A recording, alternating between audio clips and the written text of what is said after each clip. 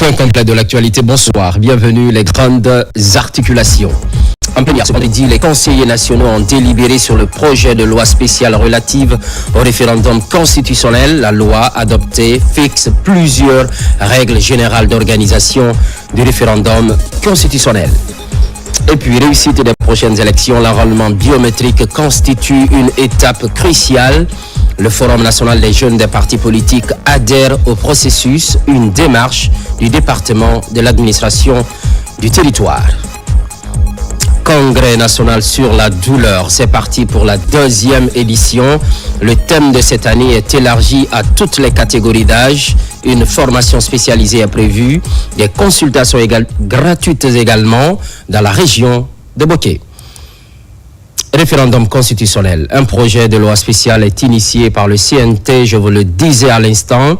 La délibération est enfin obtenue à l'unanimité. La loi adoptée fixe plusieurs règles générales d'organisation du référendum constitutionnel. Robert Siditolno. C'est par cette minute de silence en la mémoire du souverain pontife François, rappelé à Dieu le lundi dernier, que cette plénière a débuté. La séance de ce vendredi est la suite logique du processus référendaire. Devant un parterre d'invités, les conseillers nationaux sous la présidence du Dr Dassa Kourouma délibèrent autour de ce projet de loi spéciale. L'adoption de cette loi organique vient combler un vide juridique en ce qui concerne l'organisation du référendum constitutionnel en vue d'adopter la Constitution. L'organisation du référendum constitutionnel procède du souci de légitimation de la norme constitutionnelle tenue pour suprême dans l'ordre juridique national. En droite ligne de la promesse du 31 décembre 2024 de son Excellence général Mamadi Doumbouya, le gouvernement a soumis à l'examen du CNT le projet de code électoral qui a pour vocation de préciser les modalités techniques et organisationnelles des référendums et des élections, précisément celles relatives à l'exécution de l'ensemble des processus électoraux, au déroulement régulier des campagnes électorales, au mode de contrôle des opérations de vote, à la procédure de règlement des contentieux, à la validation des scrutins et à la proclamation des résultats. La présente loi adoptée fixe ainsi les règles générales de l'organisation du référendum constitutionnel. Cette solution de loi référendaire spéciale n'a ni pour objet ni pour effet de retarder la poursuite de l'examen de la loi organique portant code électoral. Elle implique d'abord que l'examen de la dite loi organique se poursuive au regard du projet de constitution, tout en gardant le chapitre dédié au référendum pour ceux postérieurs à l'adoption de la nouvelle constitution. À partir de la promulgation de la nouvelle constitution, la loi organique portant code électoral qui aura été préparée en référence au contenu du projet de constitution sera immédiatement soumise au contrôle de conformité de la nouvelle constitution. Nous avons pris beaucoup de dispositions et nous sommes arrivés à cette étape décisive qui vient d'être aussi franchie. Donc je me réjouis de l'adoption de cette loi. À la suite de cette adoption, le président du CNT a salué le sursaut patriotique qui a caractérisé le travail à tous les niveaux. Après l'adoption du projet de constitution et de la loi spéciale, et une fois finalisé le projet de code électoral, viendra l'étape de vulgarisation du projet de nouvelle constitution. Cette étape sera déterminante. Il s'agira en effet de faire en sorte que chaque citoyen, chaque village, chaque quartier, chaque communauté comprenne l'importance du texte constitutionnel, s'approprie son contenu et participe au référendum en toute connaissance des causes. Et c'est pourquoi je vous invite, honorable conseiller national, dès à présent, à nous mettre dans une posture de veille, de réflexion et d'engagement, car cette mission d'éducation citoyenne, et cette mission d'éveil, de conscience et de responsabilité, ce travail de terrain sera au cœur de la réussite du processus en cours. La délibération autour de ce projet de loi spéciale relatif au référendum constitutionnel devrait ainsi favoriser le retour rapide à l'ordre constitutionnel conformément aux engagements du chef de l'État. Conakry abrite la 17e édition des 72 heures du livre. Ce rendez-vous culturel annuel est placé sous la haute autorité du chef de l'État et de la première dame. À l'ouverture des travaux, nombreuses personnalités sont présentes, dont le ministre Djiba Diakité. Compte rendu, Oumar Bari. La ville Carrefour Mamou vibre au rythme d'une grande manifestation de soutien aux acquis du Comité national du Rassemblement pour le développement CNRD sous la direction éclairée de son Excellence le général Mamadi Doumbouya, président de la République. En prélude à cette mobilisation baptisée Marche de l'unité et du rassemblement, Mamou a rassemblé une foule nombreuse venue témoigner son adhésion aux actions entreprises par les autorités. À son arrivée ce vendredi 25 avril 2025 à Mamou, le ministre directeur de cabinet de la présidence de la République Djiba Diakité a été accueilli avec tous les honneurs par les autorités locales à l'entrée de la ville. Puis, il a rejoint le général Amara Kamara, ministre secrétaire général de la présidence de la République, à sa résidence. Les festivités ont débuté par une rencontre avec les sages de Mamou dans le quartier Al-Mamia, organisée en l'honneur du président de la République, son Excellence, le général Mamadi Doumbouya. À cette occasion, les sages des trois Diwi et du Fouta, l'abbé Timbi et Timbo, ont formulé des prières pour le développement harmonieux de la Guinée et pour le renforcement de la cohésion sociale. Ils ont également salué les avancées significatives enregistrées sous la conduite du chef de l'État, exprimant leur gratitude et renouvelant leur soutien à son leadership. Nous sommes très satisfaits de ce qui est en train d'être fait par son Excellence, Monsieur le Président de la République, son Premier ministre et son gouvernement.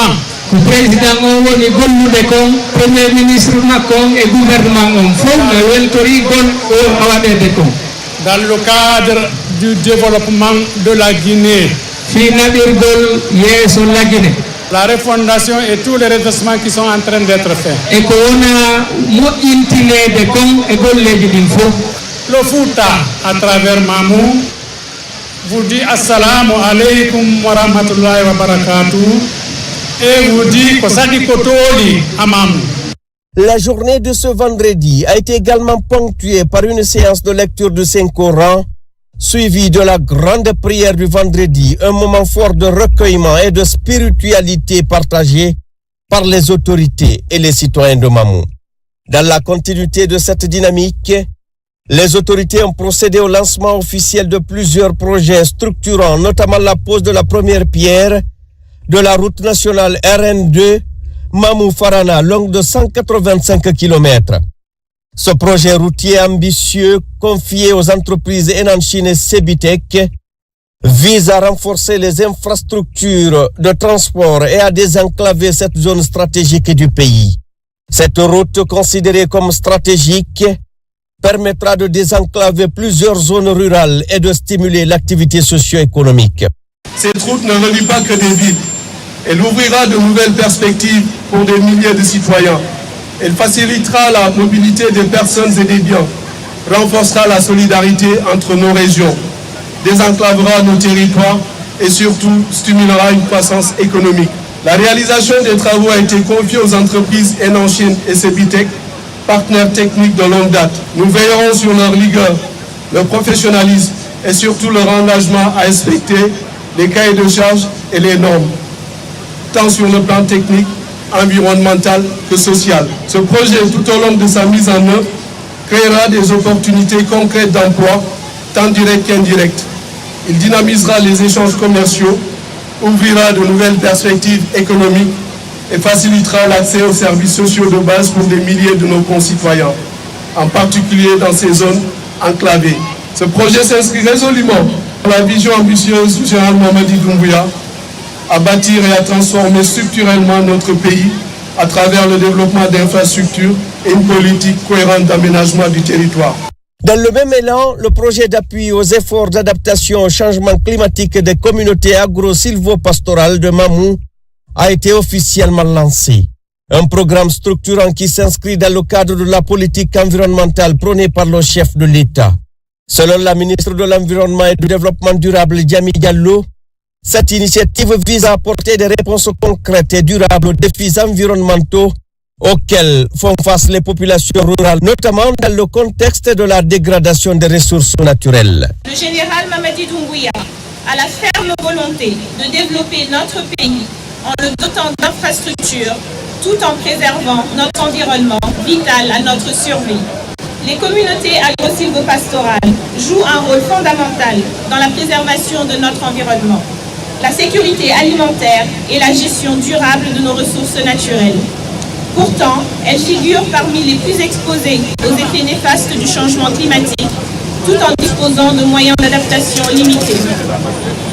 Et c'est pour faire face à cette situation que le ministère de l'Environnement et du Développement durable, en parfaite cohérence avec la vision du chef de l'État, le général Mamadi Doumbouya, a initié ce projet structurant financé par le Royaume de Belgique et mis en œuvre par la FAO, avec l'implication effective et active des services techniques déconcentrés et des communautés. Ce projet, d'un montant de 4 millions d'euros, s'inscrit dans la dynamique du programme Simandou 2040, qui ambitionne de bâtir une agriculture résiliente, durable, respectueuse de nos ressources naturelles et favorisant la conservation de la riche biodiversité de notre pays. Concrètement, ce projet prévoit un programme d'assainissement de la ville de Mamou, incluant la collecte, le tri, le transport et la gestion des déchets.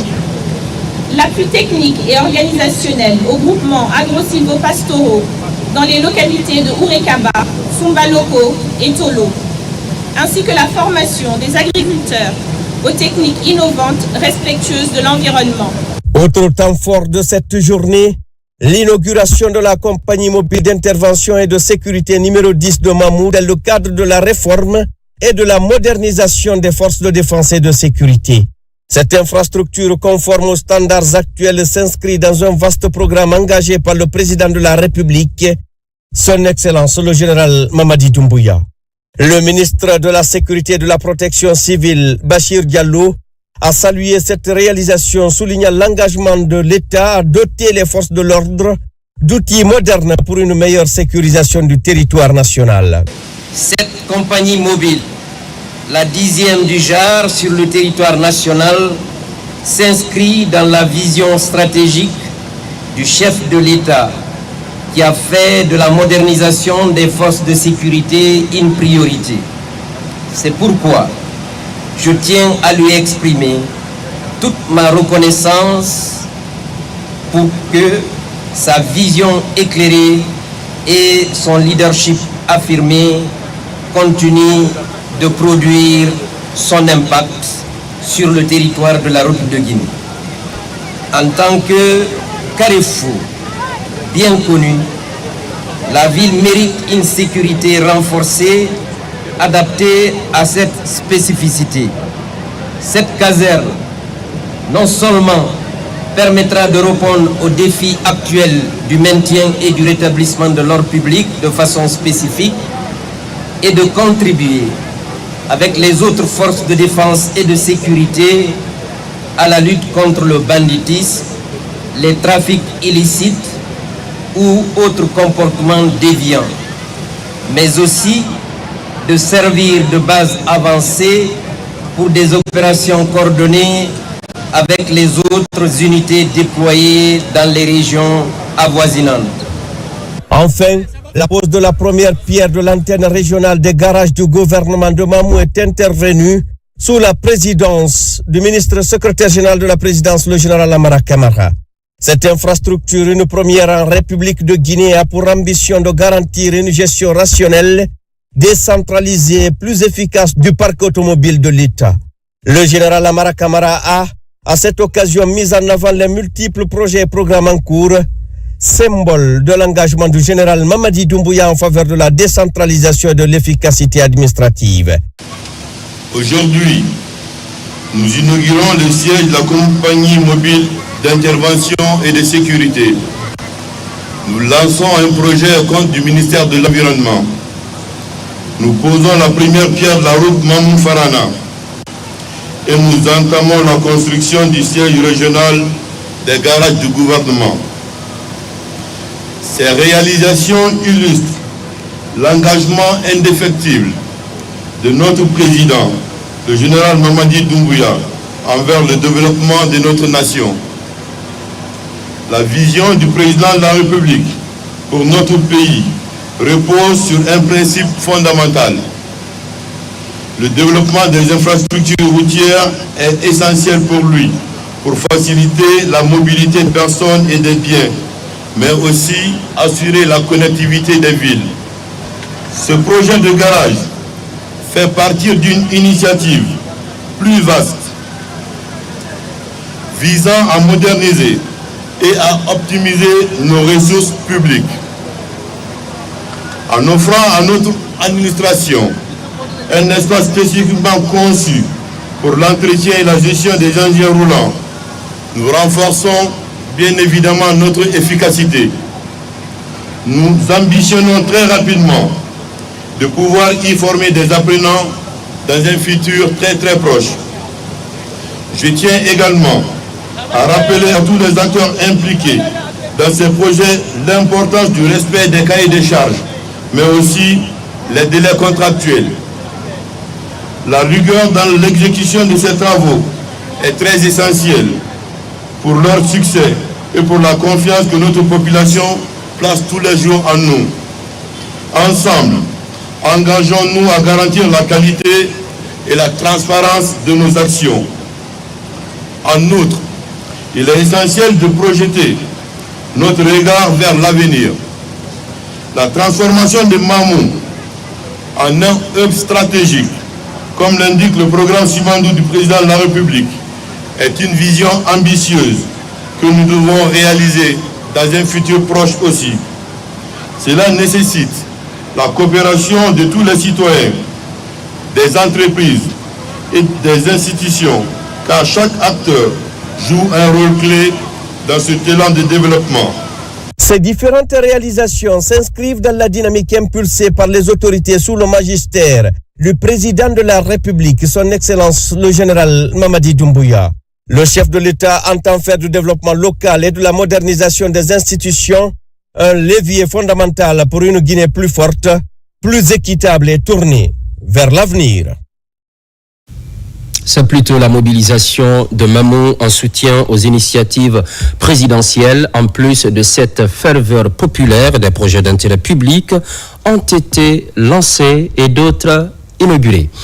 La deuxième phase de l'immersion gouvernementale est activée cette semaine à Leluma, cap sur la commune rurale de Hériko, où le Premier ministre Amadou Riba s'est rendu dans le centre d'enrôlement. Objectif, s'assurer du bon déroulement des opérations. En marge de cette visite, le chef de gouvernement et sa suite ont pris part à la grande ziara organisée à Sagalé, en hommage à Cheikh Abdoul Rahim Chérif. Ousmane Bangoura. La commune rurale de Hériko, préfecture de Leluma, dans la région de Labé, accueille le Premier ministre, chef de gouvernement, au compte de la deuxième phase de l'immersion gouvernementale. Cette deuxième phase de l'immersion est marquée par la sensibilisation des populations à la réussite de l'opération de recensement administratif à vocation d'état civil, RAVEC, en cours depuis le 15 avril dernier. Ici, au centre d'enrôlement de Hériko, Amadou Ouriba visite les installations afin de s'enquérir du déroulement des opérations. Les fils résidents et ressortissants de la localité se réjouissent déjà de ce processus de recensement et rassurent le chef du gouvernement quant au bon déroulement des activités.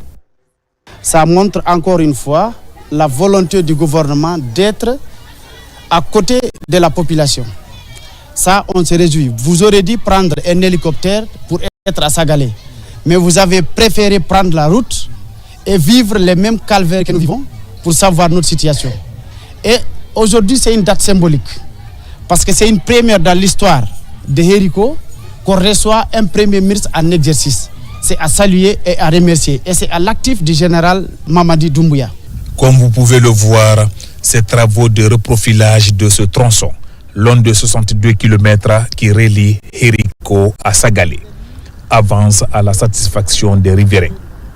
Le Premier ministre, impressionné par l'état d'avancement des travaux, a invité les populations à soutenir ce genre de développement local. En marge de l'immersion gouvernementale, le chef du gouvernement a pris part à la grande ziara organisée à Sagalé en hommage à Cheikh Abdul Rahim Chérif. Cette cérémonie religieuse annuelle, initiée par Cheikh Abdul Aziz Chérif de Sagalé, constitue un moment de recueillement. La Guinée a toujours été une terre de spiritualité.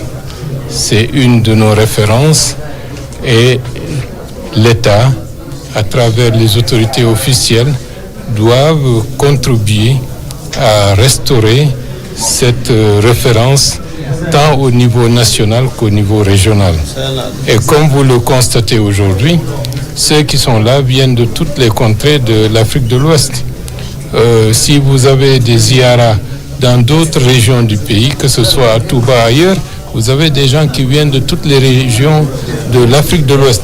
Ce rendez-vous religieux annuel a permis au chef du gouvernement et sa suite de se recueillir sur le mausolée du Cheikh Abdul Rahim Chérif, père de Cheikh Abdul Majid Chérif de Sagalé, initiateur de cette grande cérémonie religieuse. L'enrôlement biométrique. On prend la température du côté de Fria. Les sous-préfectures et districts ont reçu la visite du ministre de l'Information et de la Communication au contact des citoyens. Le parrain de la préfecture explique la nécessité de se faire recenser en vue d'obtenir ce document administratif indispensable à toutes les futures élections. Younous Atawel Kamara. À bord de ce véhicule, le ministre de l'Information et de la Communication et sa suite. Direction les districts les plus reculés de la préfecture de Fria. Dans ces localités, le parrain de la préfecture vient au contact des populations afin de leur expliquer les enjeux du recensement biométrique en cours. Face aux citoyens du district de Horepara, Fanasouma donne d'amples informations sur l'obtention de ce document administratif. Je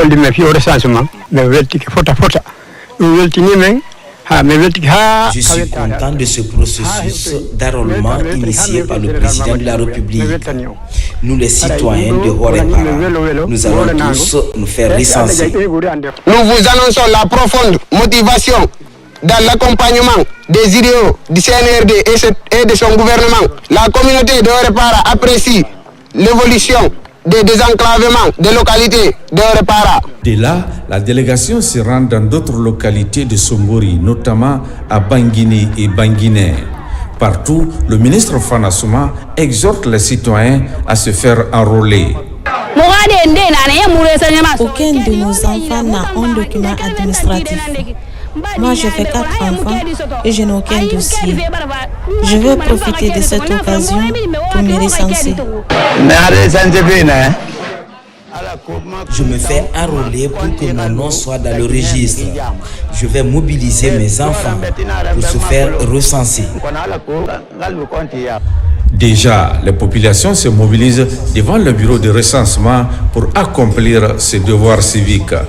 Une réunion a été tenue entre la radio rurale et les autorités, parce que cette radio rurale est écoutée aujourd'hui dans toutes les localités de Fria. Donc c'est un moyen, et le meilleur moyen pour nous de faire passer très facilement vraiment le message permettant à la population de venir se faire enrôler. On a commencé d'abord par les districts, les opérations se déroulent normalement, mais ce que nous constatons, c'est qu'il y a beaucoup d'engouement. Les populations sont fortement mobilisées pour donner à l'événement un éclat tout particulier, surtout ici à Fria. Nous avons aussi invité les médias, parce que c'est vraiment un événement extrêmement important, où les médias doivent jouer un rôle extrêmement important pour participer à ce processus d'enrôlement qui est vraiment extrêmement important pour l'avenir de notre nation.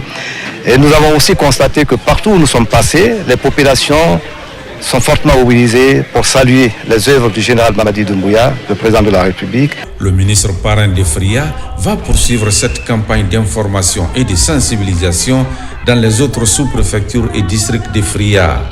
Déjà, la radio rurale et les crieurs publics sont mis à contribution pour mener à bien cette campagne afin d'atteindre le public cible.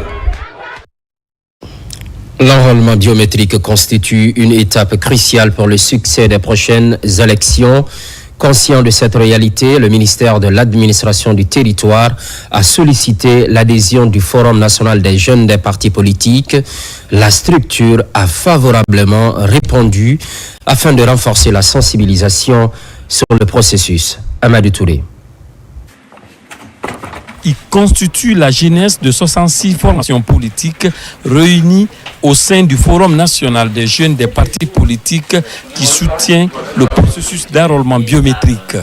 Une structure créée en 2013 et qui compte à ce jour plus de 1765 membres sur l'ensemble du territoire national. Nous qui sommes acteurs politiques, nous ambitionnons participer à des élections, que ce soit municipales et communales, ou législative, pourquoi pas présidentielle. Pour être électeur, il faut être recensé. Donc nous mobilisons, nous sensibilisons nos collègues à venir massivement se faire recenser. Une adhésion de taille selon les responsables du ministère de l'Administration du Territoire et de la décentralisation pour la réussite de l'enrôlement biométrique qui constitue une étape importante dans l'organisation des futures échéances électorales. Nous savons que beaucoup de jeunes militent dans les partis politiques. Donc c'est le moment de leur expliquer que c'est un devoir citoyen de se lever et d'aller se faire recenser. On avait besoin d'eux et ils sont aussi une structure qui est implantée sur tout le territoire national. Ils vont aller sur le terrain à travers leur structure, nous aider à informer, à sensibiliser et à mobiliser les jeunes de tous les partis politiques. Votre engagement, chers jeunes, dans ce processus crucial, honore à la fois vos partis et la République. En participant activement à la sensibilisation, vous contribuez à faire entendre la voix de la jeunesse guinéenne dans la construction d'un État plus transparent, plus juste et plus représentatif. Cette plateforme de partis politiques vient signer sa partition au processus électoral suite au passage des organisations de la société civile et associations de presse. Hors du pays, à Abidjan se tient la conférence des ministres sur la coopération halieutique. Elle regroupe les États africains riverains de l'océan Atlantique. Les membres de l'organisation se veulent plus dynamiques pour une préservation des ressources halieutiques et un développement durable des pêcheries dans la région. Algassi Mouba, envoyé spécial. C'est un rendez-vous respecté par les États africains riverains de l'océan Atlantique. Ici à Abidjan, réunis en institution sous-régionale, les membres échangent sur la coopération halieutique pour une cohérence et une coordination des actions des diverses entités. Une manière d'œuvrer pour une gestion durable des ressources de la pêche au niveau du continent. Il y a beaucoup d'enjeux, il y a le réchauffement climatique, il y a aussi la pêche illégale qui sont des facteurs qui vraiment mettent en retard les différents pays membres. Ces retrouvailles représentent une opportunité majeure pour débattre de la coopération halieutique régionale favorisant une exploitation durable des ressources marines. Elle permet également de définir des actions communes pour mieux faire entendre la voix du groupe. Les attentes, c'est de pouvoir améliorer le secteur de la pêche en se donnant des idées, des échanges d'expériences, la formation, mais aussi en termes de technologie, pouvoir améliorer tout ce qui est surveillance au niveau de nos eaux. Cette 11e session de la Comafat a été une occasion pour Fatima d'assister au lancement du Salon de la pêche et de l'aquaculture à Abidjan. Présidée par le Premier ministre ivoirien, la rencontre vise une coopération effective et active entre les États membres pour une préservation des ressources halieutiques et un développement durable des pêcheries dans la région. C'est l'un des titres de cette édition, Congrès national sur la douleur. C'est parti pour la 2e édition. Le thème de cette année touche toutes les catégories d'âge, notamment la femme et l'enfant, ainsi que le cancer. Une formation spécialisée est prévue, mais pas seulement. Des consultations gratuites se feront aussi dans la région de Boké. Fali Le Gallo. La douleur est une expérience sensorielle, émotionnelle, désagréable, associée à une lésion tissulaire réelle, potentielle ou décrite en ces termes par le patient. À l'échelle mondiale, on estime qu'un adulte sur 5 souffre de douleur et qu'un adulte sur 10 reçoit un diagnostic de douleur chronique chaque année. D'où l'organisation de ce congrès national sur la douleur sous le thème « La douleur dans tous ses états, douleur chronique, douleur chez la femme et l'enfant, douleur et cancer ». Notre ministère, et ça je parle au nom de M. le ministre, s'engage pleinement à renforcer la politique nationale de lutte contre la douleur, soutenir les initiatives locales et hospitalières innovantes, promouvoir la recherche clinique et les bonnes pratiques. Les pathologies rhumatologiques sont en premier plan en ce qui concerne les causes de douleur. Donc il faut qu'il y ait beaucoup plus de spécialistes. Il faut que les jeunes viennent donc faire la rhumato en même temps que les autres disciplines. Cette pathologie constitue également le motif d'absence professionnelle le plus connu au monde. La douleur touche toutes les populations indépendamment de l'âge, du sexe, du revenu ou de la géographie. À Conakry, l'exercice est piloté par la Société guinéenne d'études et de traitement de la douleur. Ce qu'il faut retenir de ce congrès, c'est que la douleur est un symptôme, dans certains cas, qui alerte et qui sécurise l'organisme. Mais la douleur peut aussi être une maladie à part entière quand elle devient chronique. Et la douleur chronique, c'est toute douleur qui dépasse 3 mois. Et cette prise en charge doit être adaptée au patient. Quelqu'un qui a mal, une femme par exemple qui a des douleurs abdominales ou pelviennes durant ses règles, n'est pas prise en charge de la même manière qu'un patient diabétique qui a mal aux pieds. Donc il faut une prise en charge personnalisée. Les éminents chercheurs ici présents nous aideront à mieux comprendre les mécanismes de la douleur, notamment les fibres nerveuses, les chaînes de neurones et la spécificité des messages qu'elles conduisent. Pendant 2 jours, ces spécialistes vont chercher des voies et moyens afin de contribuer à l'amélioration de la prise en charge de la douleur en Guinée. Et cela à travers un partage de connaissances, une formation spécialisée et des consultations gratuites pour les populations vulnérables. 63 pages, une plume et un talent précoce à la fois. À seulement 11 ans, Mariam Mbokourouman fait une entrée remarquée dans le monde littéraire.